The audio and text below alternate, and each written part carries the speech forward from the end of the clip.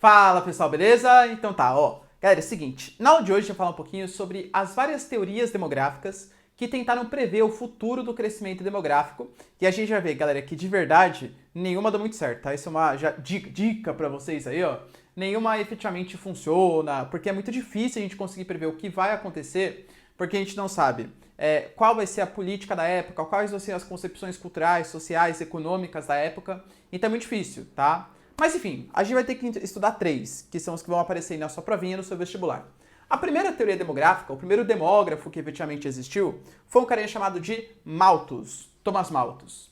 Thomas Malthus, ele não era somente um cientista, o primeiro demógrafo do mundo, mas ele também era um clérigo, ou seja, alguém que estava ligado à religiosidade, ao cristianismo. Portanto, várias das suas ideias têm tem um quê ali de religiosidade, tá?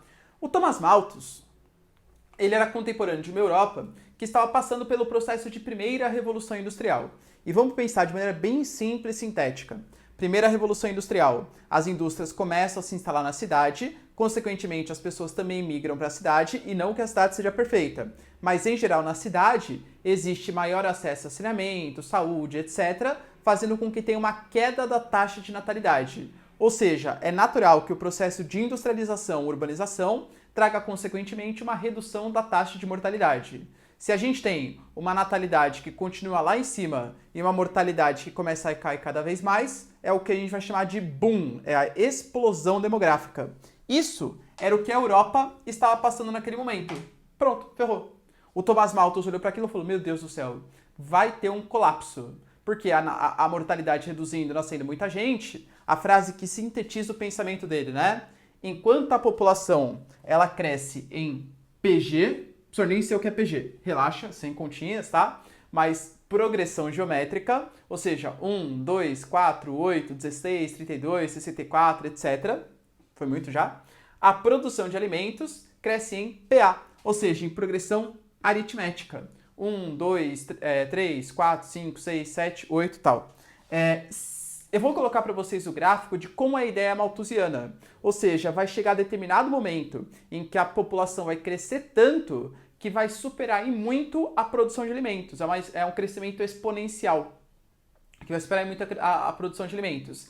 E isso vai causar fome. Segundo Malthus, é necessário que isso seja controlado e se fosse por causas naturais, pragas, doenças, guerras, isso é importante. Aliás, em um dos seus livros, seus ensaios, ele falava que, inclusive, que ajudar a população mais pobre era problemática, porque isso ia trazer queda da mortalidade e, naturalmente, uma explosão populacional. Então, para ele, já que o mundo não estava passando por grandes pragas, doenças e guerras para controlar a mortalidade, a grande solução seria uma sujeição moral do indivíduo aos preceitos. Olha, você não pode ter relação sexual se não for para ter filho. Vai ter relação sexual antes do casamento, relação sexual por prazer. Meu Deus, tá, mais ou menos essa ideia, tá? E para o Malthus era uma coisa meio que natural. Não quer ter uma grande explosão demográfica, por quê? O Malthus tem que lembrar um pouquinho do Thanos, tá? Thanos, aquela do CM e tal, né? A ideia é parecida. Segundo ele, segundo Malthus, né? Se você cresce muito o número de pessoas, isso vai causar uma falta de alimentos que vai aumentar a mortalidade. Então as pessoas caem de novo o número. Aí vai chegar a determinado momento que tem poucas pessoas, aí vai melhorar a condição de vida, aumenta a população. Só que daí vai faltar comida, aí cai a população novamente, tá? É meio Thanos, né? A gente pode perceber, tá bom? Qual que seria então a solução, né, para ele? A sujeição moral do indivíduo ou esses fatores naturais? Só que essa teoria, professor, gostei da teoria dele, hein? Não pensa assim, tá? A teoria dele, galera, não se confirma.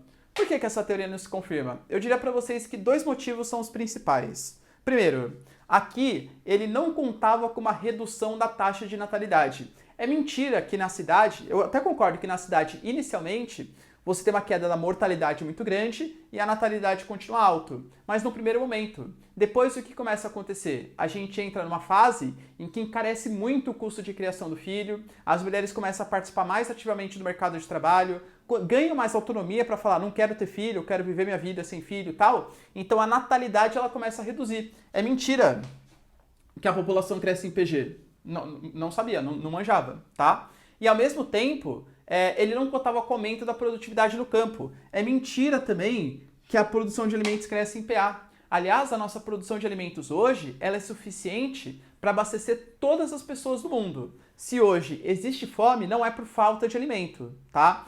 Uma conta bem simples. Hoje nós temos alimento para mais ou menos 9 bilhões de pessoas. Nós temos 7 bilhões e 500, 7 bilhões e 600. Mesmo assim, mais de 1 bilhão passa fome. Ou seja, o problema não é falta de comida, e sim má distribuição de renda e falta de acesso financeiro a esse alimento.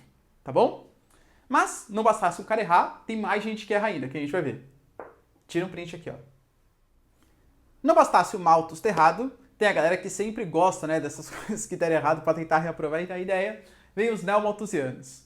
O contexto é um pouco diferente, tá? Se o Malthus ele era lá do século XVIII, século XIX, o neomalthusianismo é do século XX, principalmente no contexto pós-Segunda Guerra Mundial. Isso é interessante a gente entender por quê. O que ele faz é retomar as ideias do Malthus num contexto pós-Segunda Guerra Mundial, no qual os países desenvolvidos acabaram de sair da Primeira Guerra, crise de 29, Segunda Guerra, e a gente sabe que momentos depois de grandes conflitos, grandes guerras, em geral há um aumento da taxa de natalidade, porque os soldados eles voltam para casa, eles querem ter filho, colocar, enfim, dá um outro significado para a vida de uma pessoa que volta de uma guerra. Então, notamente, você tem um boom, um baby boom causado pelo final da Segunda Guerra Mundial. Isso nos países desenvolvidos que participaram mais ativamente da guerra. Nos países subdesenvolvidos, é o momento em que está iniciando o processo de industrialização, urbanização. E aí foi o que a Europa passou no século XVIII. A gente, né, país subdesenvolvido, está passando agora. Aí as pessoas começam a vir para a cidade, não que a cidade seja, que perfeito, mas tem mais acesso a saneamento, saúde, medicina, tal, etc., tem uma queda da mortalidade. Os neomalthusianos começam a observar isso, lembram das ideias do Malthus, Thanos, né, beleza? Baby boom nos países desenvolvidos, queda da mortalidade, agora sim, agora o Malthus está certo. Não bom, não vai dar certo isso aqui. Galera, não dá aumento populacional muito significativo. Ou seja, esse aumento populacional vai começar a pressionar não só os alimentos, mas inclusive os recursos naturais. Vai faltar ferro, ouro, petróleo, alumínio, estanho, manganês, enfim, carvão, vai faltar tudo no mundo, porque está aumentando muito o número de pessoas, tá? Então o aumento populacional pressiona os recursos. E também impossibilita o crescimento econômico, tá? Essa era uma ideia. Então, por exemplo, olha, Brasil, você quer crescer economicamente, né? Mas você sabe que você não vai conseguir crescer se as pessoas estão tendo 5, 6, 7 filhos por casal. Aliás, a ditadura militar, muita gente não sabe, mas também tinha uma interpretação neomalthusiana de sociedade. Ela também tentou divulgar pílulas anticoncepcionais, etc., não como uma forma de prevenção, mas como uma forma de controle de natalidade, tá bom? Por quê? Porque, segundo essa concepção, se você tem muito filho, mais ou menos aquela ideia, pobre só é pobre porque tem muito filho. Quando a gente sabe que, na verdade, é justamente o contrário. O pobre só tem muitos filhos porque é pobre de maneira geral, tá? Então, o elevado número de filhos não é causa da pobreza, e sim consequência da pobreza. A gente vai falar mais sobre isso, tá bom? A solução, segundo os neomalthusianos, seria estabelecer políticas de controle de natalidade. O Estado agindo fortemente e, aliás, interferindo na vida privada da pessoa, o que a gente tem que ser totalmente contra, tá? Nesse sentido, o país que mais se vangloriou, mais conhecido, foi a China, que adotou a famosíssima política do filho único, também conhecido como a política 4-2-1. 4 avós, só tem um filho cada um, né? 2 pais, um filho. Assim você vai reduzindo a população. Vale lembrar que a política do filho único ela foi cancelada nos anos 2010, justamente porque pensa o seguinte, na época, década de 70, eles tiveram poucos filhos. Isso quer dizer, galera, que proporcionalmente tinham muitos adultos e poucos jovens. Hoje, 40 anos depois, nós temos proporcionalmente muito idosos e poucos adultos, ou seja, existe uma crise previdenciária. Estado chinês, como sempre, vocês sabem como funciona, está pleiteando adotar uma política do pelo menos 2 filhos, ou seja, obrigar casais que são férteis, que podem ter filhos, a terem esses filhos. É uma liberdade individual sensacional, né? Isso que o povo gosta, tá? Mas enfim. Então, controle de natalidade. A China é o exemplo mais clássico, mas outros países também adotaram. Essa teoria, assim como as outras, ela também não se confirma. Professor, por quê? Primeiro, existem países subdesenvolvidos que existe uma grande quantidade de pessoas e consomem o mínimo de recursos naturais. A gente tem que calcular essa questão da possibilidade de falta de recursos pela chamada pegada ecológica, ou seja, quanto que um indivíduo compromete a utilização de recursos naturais. Hoje, para vocês terem uma noção, nós temos mais ou menos no mundo 85% da população mundial vivendo em países subdesenvolvidos. Poxa, se fosse assim, galera, imagina, né?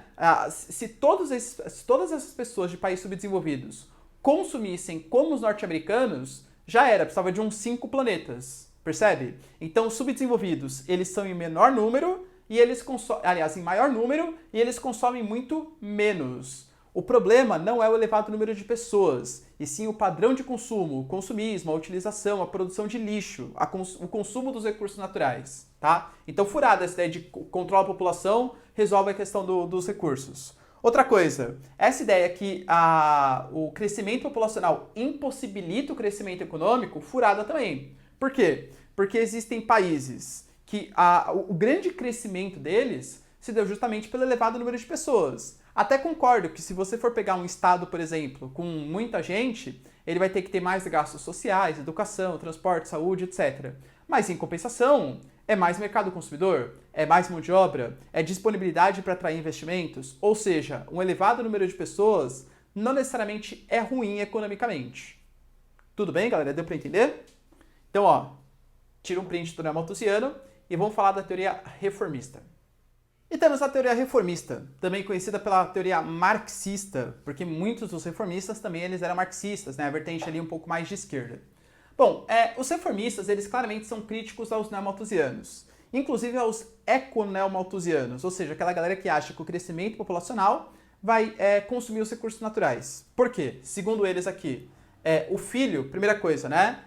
Aquela política dos neomalthusianos de ter um controle de natalidade não se sustenta, porque o filho, ele é consequência e não causa da pobreza. Quando você estabelece uma política de controle de natalidade, você está falando que se você tiver menos filhos, isso vai ser uma solução para o crescimento do seu país. Mentira, segundo os reformistas. Na verdade, se você melhora a condição do seu país, naturalmente você tem mais acesso à educação, planejamento familiar, etc.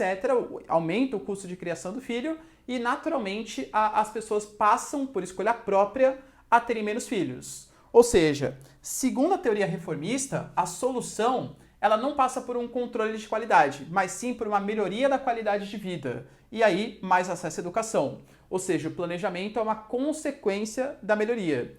E a questão do consumo dos recursos naturais, que os eco-neomalthusianos principalmente criticam, tem que ter uma mudança no padrão de consumo. E aí tá o grande quê aí da questão, né? Por que esses caras eles se autodenominam reformistas marxistas?